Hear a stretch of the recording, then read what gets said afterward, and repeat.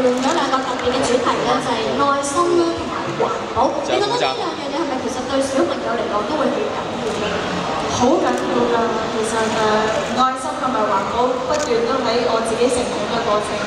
即係開心啦都。我覺得尤其我見到可以用環保嘅嘢去整一啲 artwork 啊，用個心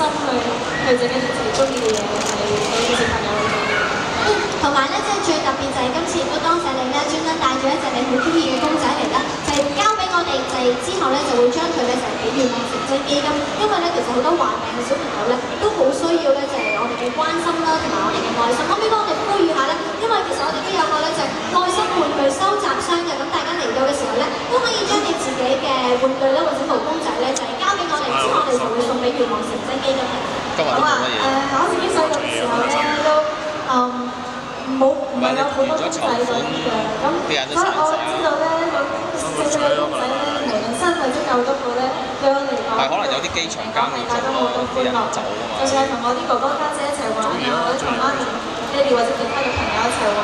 咁所以其實喺香港裏面，我哋大家都好幸福，有好多好需要我哋幫助嘅小朋友。如果我哋可以拎出一啲少少平時就算係自己最中意嘅，或者係冇咁中意嘅公仔咧，送俾佢哋咧，會帶到好多歡樂俾佢哋咯。咁希望大家真係支持我哋。好，多啲咧支持我哋呢一個咁有善心嘅活動啦。不如講下咧，就其實咧好快就到復活節假期啦。相信咧就係在場嘅小朋友一定好開心啦，因為就嚟緊有假放。但係作為大人嘅皆因，復活節會唔會都可以放下假去輕鬆下咧？因為我做喺娛樂圈，咁所以咧，其實我哋通常咧聖誕啊、復活節啊或者新年或者好多日子都要開工，咁但係如果我諗翻我以前喺復活節裏面咧，自己都會食一啲朱古力蛋嘅，跟住咧就會同一啲 friend 一齊畫嗰啲復活蛋啦。係咯，細個即係翻學嘅時候一定即係呢個啱堂，你一定係會做嗰啲手工藝，跟住我哋會匿埋即係呢啲復活嘅朱古力蛋喺嗰啲公園裏面咧，即係學校嗰個 park 嗰度，跟住我哋會揾咯。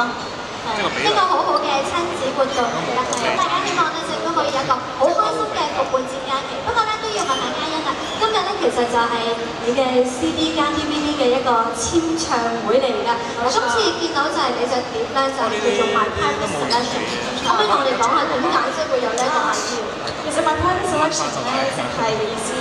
係加咗5首新歌，再加15首自己以前嘅歌。咁好多以前嘅歌都係自己好自然揀嘅，係一啲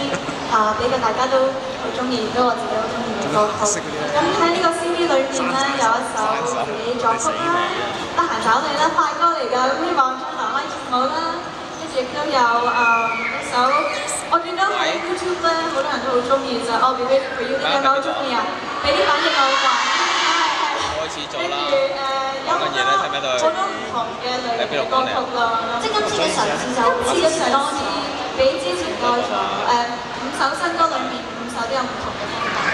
咁啊可以咧即係逐漸睇下，究竟即係邊一個風格自己會即係最適合啦，同埋咧就最得到咧大部分嘅歌迷嘅喜愛啦。咁一陣間咧都會聽到咧就係你新碟裏邊嘅歌曲，大家一陣間咧要密切留意住啦。